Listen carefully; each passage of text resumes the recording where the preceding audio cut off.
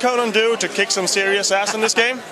I mean, the great thing about working with a license like Conan is a no-holds-barred fighter.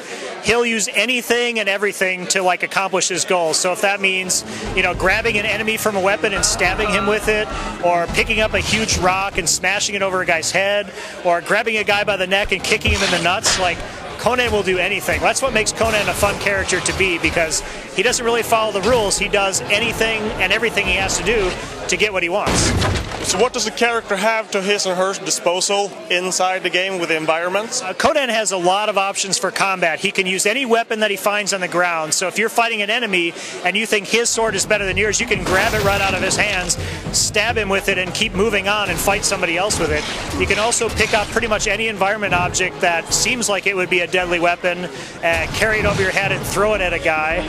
You can pick up shields from the environment. You can topple, you know, rock columns onto people. So we really want to give the players so many options that they really feel like it's just a natural environment, and you know, they kind of think like Conan. They're like, okay, looking around, how could I use something in this room to kick somebody's ass? And we really want to give the player the feeling of anything's possible when it comes to fighting.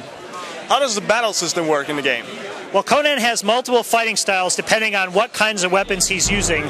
So the player has different combo trees based on whether they're using two swords, a sword and a shield, a two-handed sword, or a single one-handed sword. And the player gets to unlock different moves in all of these different trees so that you really have multiple different, you know, fighting styles available at any time. And it's up to the player to kind of pick the right fighting style based on the situation. If Conan's fighting a bunch of guys at one time, he wants to have two swords in his hand so he can sweep and kick everyone's ass. If he's fighting a boss, he wants to get one big two-handed sword so he can really do maximum damage with each stroke.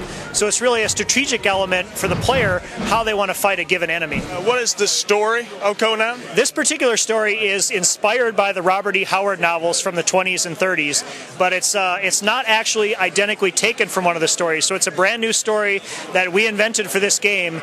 It uses very familiar themes from the Robert E. Howard books in terms of, like, you know, getting the girl, defeating the evil magic users, but it's something that hardcore fans of the genre haven't read before, haven't seen before. So we hope to give them something new and surprising. I think one of the big differences of Conan is just the degree to which he can use the environment and, you know, essentially fight no-holds-barred style. It's kind of like ultimate fighting. And I think a lot of games, you know, they have a really good sword system, or, you know, other games have missile weapons and stuff like that. But Conan's one warrior that can pretty much do anything. He can pick up anything, use anything, and use any weapon style against his opponents. So he's very unpredictable and very flexible as a warrior. Is there going to be well-known characters and places from the universe? There are definitely well-known places that Conan visits throughout the game. Today at this show we're showing Stygia and Kush, which are two kind of classic locations from various Conan books. We're also inventing a few new locations and inventing a lot of new characters for Conan to either ally with or, you know, kick the butt of.